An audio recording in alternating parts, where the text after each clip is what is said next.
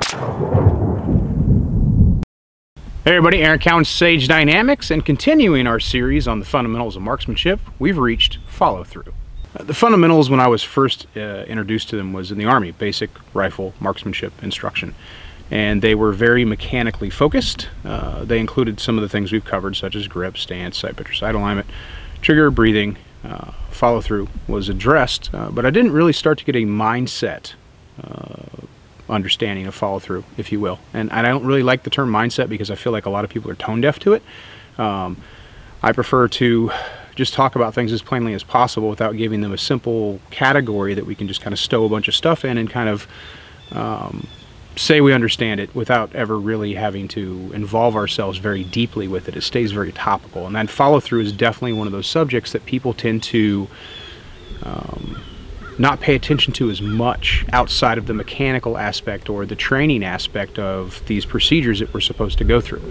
My first formal handgun instruction in a police academy, the instructor was like, okay, well, if you fire 3 rounds, how many sight pictures do you have? And of course, I'm sitting there like, okay, yeah, he's going to tell me, he's going to give me some good stuff, and he said 4. And I'm like, oh my God, that makes perfect sense. I fire 3 rounds and I establish a 4th sight picture. I'm going to write this down. In fact, I probably did.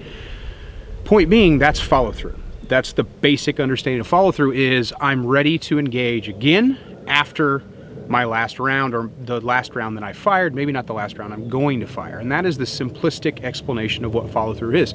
It's establishing and preparing to use force again in the event that that force is needed.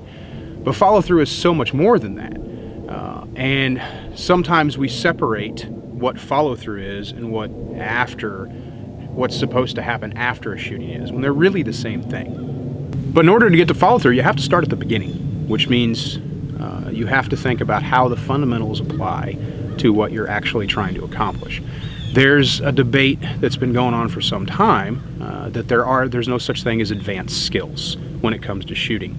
I tend to agree with that to a point. The general argument is made, or the general point I should say is made, that the fundamentals are applied to a situation, and your understanding of the fundamentals and your ability to exercise the fundamentals to solve a problem in real time is what makes the situation appear quote-unquote advanced.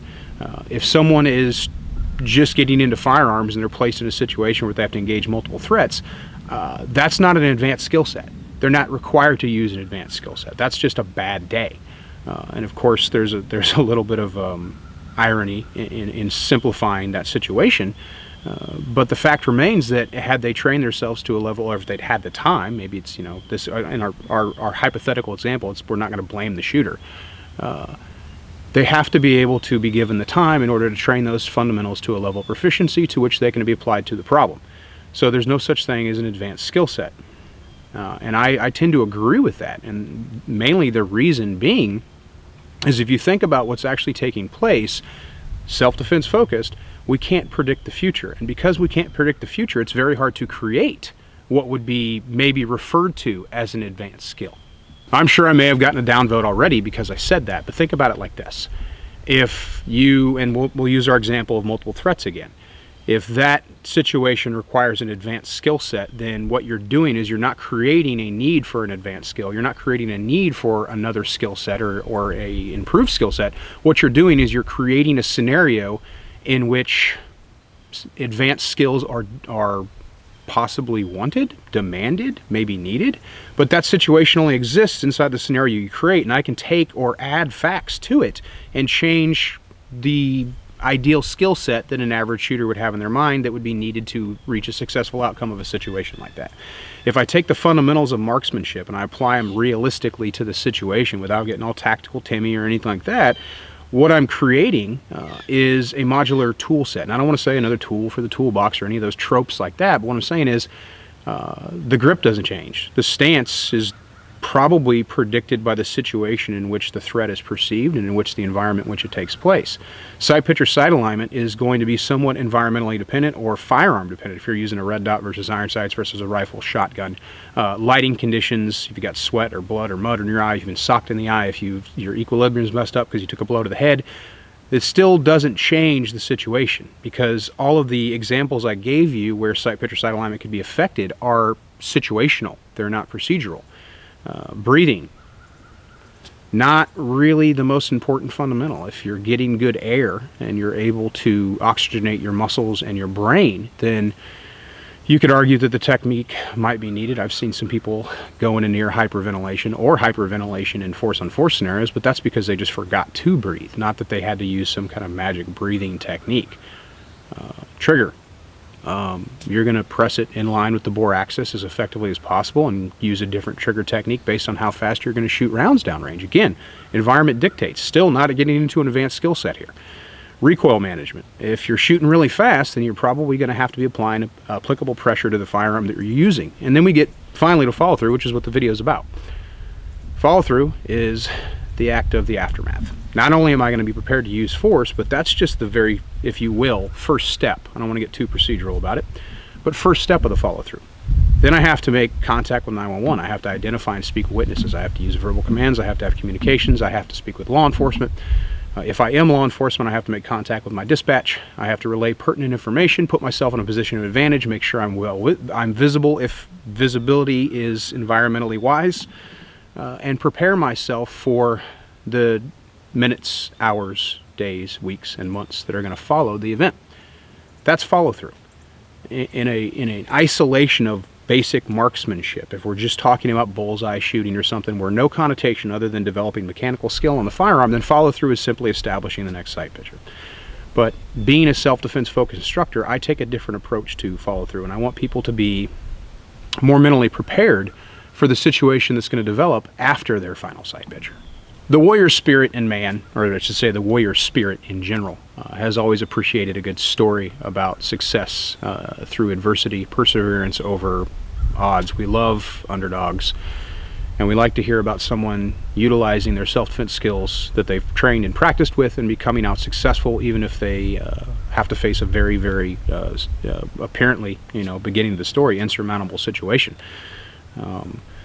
We're kind of built as a society like that. That's why we mark our periods of time with wars, not periods of peace. Everything is between two wars, not between two periods of peace. And it's very interesting on a philosophical side to really think about that. But this goes to the concept of mindset. Can I teach someone a warrior mindset? I would argue that no, you can't. You have to have the primers already in you through just your own genetic and social and environmental upbringing to be prepared for that as once you get to the age of an adult.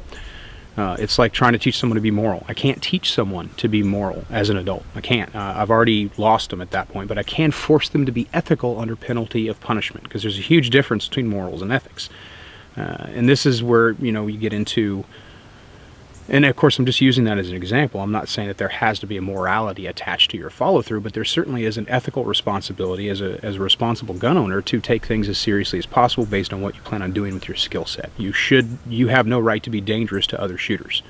You do have a right, Second Amendment right, obviously like that, but if you're going to be interacting in environments, you have to be responsible about it, because you don't have any right to needlessly place others in harm's way based on your lack of attention to the basic fundamentals or the cardinal safety rules. So follow through is the culmination of all previous fundamentals. Follow through is also preparation for life after that final sight picture. What comes next? And again, you can try to get into an advanced skill set, but you have to factor in you're going to have to apply a scenario to create a situation in which this quote-unquote advanced skill would exist.